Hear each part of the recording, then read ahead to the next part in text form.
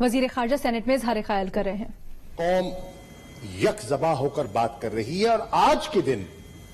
ایک متفقہ پیغام جانا اس لیے بھی ضروری ہے کہ 5 جنوری وہ دن ہے جس دن کشمیریوں کے ساتھ بین الاقوامی کمیونٹی نے، اقوام متحدہ نے ایک وعدہ کیا۔ اس پہ کوئی شک نہیں کہ وہ وعدہ ایفا نہ ہو سکا، اور 72 سال سے لوگ منتظر ہیں کہ وہ حق خود ارادیت کا جو ان کی جو جستجو ہے وہ اپنی منزل کو پہنچے، اس میں کوئی شک نہیں۔ لیکن آج میری رائے میں ایک پیغام جانا چاہیے، اس عوام کی طرف سے جانا چاہیے، اور وہ پیغام یہ ہے کہ ہمیں احساس ہے کہ کشمیری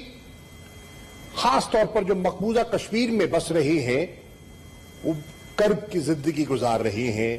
وہ تکالیف برداشت کر رہے ہیں، وہ کالے قوانین کے باوجود، وہ کمیونیکیشن بلاکیٹ کے باوجود، وہ بنیادی حقوق سلب ہونے کے باوجود اپنی آواز جہاں موقع ملتا ہے آواز بلند کرنے کی ان کی کاوش کوشش جاری ہے۔ ہندوستان نے اپنی کارروائیوں سے، اپنے جبر سے، اور اس علاقے کو دنیا کا سب سے جسے کہتے ہیں نا it's the most militarized zone in the world, 9 lakh سے زیادہ فوج وہاں تعینات کر کے، اور جو ان پر ظلم برپا کیا ہے، اس کے باوجود ان کے حوصلے نہیں ٹوٹے۔ ہندوستان کی کوشش رہی ہے کہ وہ اس جبر سے، اس لاک ڈاؤن سے، اس ملٹری سیج سے ان کے ریزالو کو توڑے، کامیاب نہیں ہوا میری رائے میں، اور میں سمجھتا ہوں کہ بہت سے دوست شاید اس سے اتفاق بھی کریں۔ میری رائے میں جتنا کشمیری ہندوستان کی حکومت سے آج ایلینیٹڈ ہے، نالاں ہے، ماضی 72 سالوں میں اتنا نالاں کبھی نہیں تھا۔ اس کی وجہ کیا ہے؟ اس کی وجہ یہ ہے کہ آج دلی میں ایک ایسی R S S B J P کی سوچ مسلط ہے، اور ایک ہندوتوا کا جو فلسفہ آج جو انہوں نے رائج کر رکھا ہے، اس نے وہ کشمیری قائدین جو ماضی میں ان کے ساتھ مخلوط حکومتوں میں شامل ہوتے رہے، آج وہ بھی ان سے کنارہ کش ہیں، آج وہ بھی دلی کی سرکار سے منہ پھیر چکے ہیں، اپنا انہوں نے اتحاد، اپنا انہوں نے اپنا وہ جو کہتے ہیں کولیشن بنانے کی کوشش کر رہے ہیں۔ لیکن دلی سے حریت کی لیڈرشپ تو پہلے ہی ان کا موقف تو واضح تھا، وہ تو کسی پر سب پہ آیا ہے کہ ان کا موقف کیا تھا۔ جناب سینیٹر سراج الحق صاحب امیر جماعت اسلامی نے سید علی گیلانی صاحب کا ذکر کیا، ان کی قربانی سے کون واقف نہیں ہے، اور کون نہیں جانتا کہ ان کا عزم اور استقلال اور استقامت اتنی پختہ تھی کل اور آج بھی اتنی ہی پختہ ہے، جبر، جیل، قید برداشت کی، اور الحمدللہ جناب چیئرمین یہ اعزاز عمران خان صاحب کی حکومت کو جاتا ہے کہ اس مجاہد کو ہم نے پاکستان کا سب سے بڑا ایوارڈ ان کی خدمت میں پیش کیا، اور انہوں نے قبول کیا۔ ہمیں یہ خوشی ہے، ہمیں یہ خوشی ہے کہ ہم نے اعتراف کیا۔ جناب سینیٹر نے آسیہ اندرابی صاحب کے شوہر اور ان کی ایک طویل جو قید ہے اور جو صحبتیں برداشت کی ہیں آپ نے ذکر کیا اور درست کیا۔ آج بھی میں کہتا ہوں کہ ہم نے اقوام متحدہ میں، نیو یارک میں اور جنیوا میں ان کے لیے آواز بلند کی ہے، کیونکہ وہ حق بجانب ہیں۔ انہوں نے ویمن امپاورمنٹ کی بات کی ہے، انہوں نے سوشل ریفارم کی بات کی ہے، انہوں نے وہاں کی خواتین کو دختران ملت کے پلیٹ فارم سے جگانے کی کوشش کی ہے، اور میں ان کے اس حریت کے جذبے کو سلام پیش کرتا ہوں۔ آپ نے شبیر شاہ صاحب کا، یاسین میں کس کا نام لیا جائے، لیکن میں جو عرض کرنا چاہوں گا کہ آج پیغام جانا چاہیے پاکستان کی طرف سے، کشمیریوں کو لائن آف کنٹرول کے اس پار یا اس پار کہ حق خود ارادیت کی آپ کی جو تحریک ہے ہم اس کے حصہ دار ہیں. آپ پر پابندیاں ہیں, آپ کو انٹرنیشنل پریس کا ایکسس نہیں ہے, انڈیپینڈنٹ آبزرورز آ کر وہاں صورتحال کا جائزہ لینے کی ہندوستان اجازت نہیں دیتا. لیکن پاکستان اور پاکستان کا ہر شہری, and I am talking of across the party divide, آپ کی وکالت کر رہا ہے اور کرتا رہے گا, اور یہ ہمارے فرائض میں شامل ہے. کیونکہ قائد اعظم کے اقوال, اور آپ نے پانی کا ذکر کیا, اور اس کا ہماری معیشت کے ساتھ آپ نے جو سینیٹر صاحب نے حوالہ دیا, میں اس سے پوری طرح واقف ہوں. اور اس کے جو ایک منفی معاشی پہلو جو ہے اس سے بھی ہم بے خبر ہرگز نہیں ہیں. انسانی حقوق کی جو ایک وہاں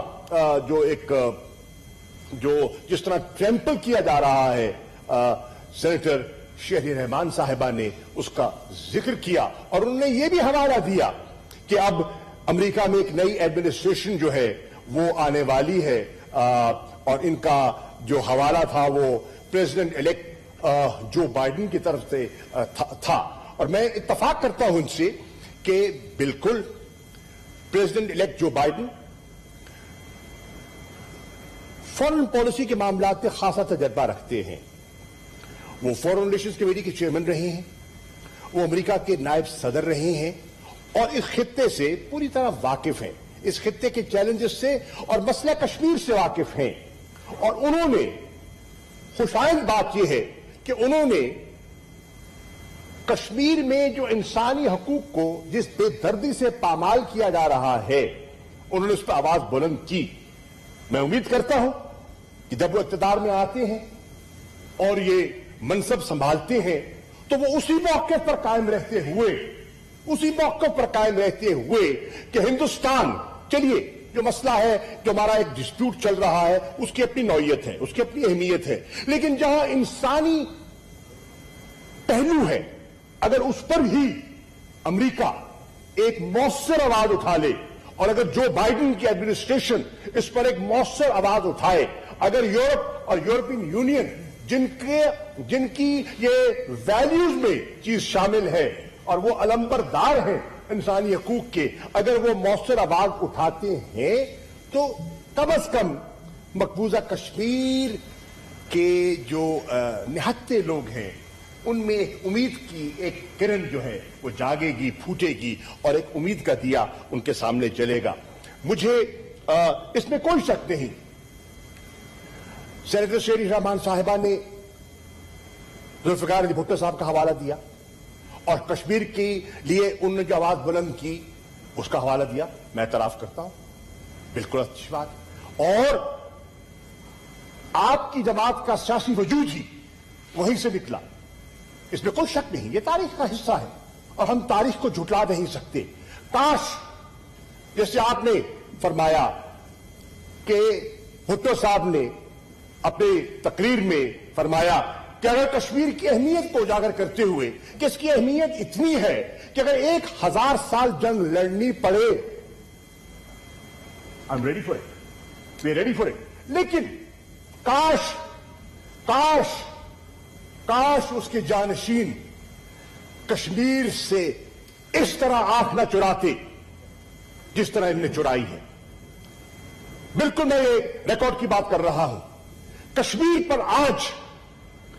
بات کرتے ہیں, اچھا کرتے ہیں, کرنی چاہیے. میں کہہ رہا ہوں نا, یہ ایک ایسا ایشو ہے جس پہ بائی پارٹیزن کنسنسس تھا اور رہنا چاہیے, اور اس کنسنسس کو مینٹین کرنے کے لیے جناب چیئرمین میں ریکارڈ پر رکھنا چاہتا ہوں کہ میں نے وزیر خارجہ ان سب قائدین سے گزارشات کی کہ آئیے اس مسئلے پر. سراج الحق صاحب تشریف فرما ہے, میں نے کئی دفعہ ان کو لکھ کر دعوت دی اور ٹیلی فون کر کے بھی دعوت دی کہ آئیے, ہماری رہنمائی فرمائیے, ہماری اجلاسوں میں شامل ہوں. شہری رحمان صاحبہ کو دعوت دی اور کہا کہ ممبر بنیے سینٹ سے. I'll give it to you record, I'll produce it. میں نے نوید کنور صاحب جو MLA ہیں پیپلز پارٹی سے ان کو دعوت دی. میں نے مشاہد حسین صاحب جن کا تعلق PMLN سے ہے انہیں دعوت دی کہ آئیں بیٹھیں بات کریں. یہ مسئلہ ایسا ہے جس پر ہمیں یکجا ہو کر بات کرنی چاہیے. کاش وہ اپنی سیاسی مصلحتوں سے بالا تر ہو کر مسئلہ کشمیر پر تھوڑا سا بڑے پن کا مظاہرہ کرتے اور وہ جو اس وقت جس سیاسی امبریلا کے اور چادر کے نیچے ہیں اس چادر کو اوڑے رکھے. ہم وہ چادر ہرگز نہیں چھیننا چاہیں گے. اس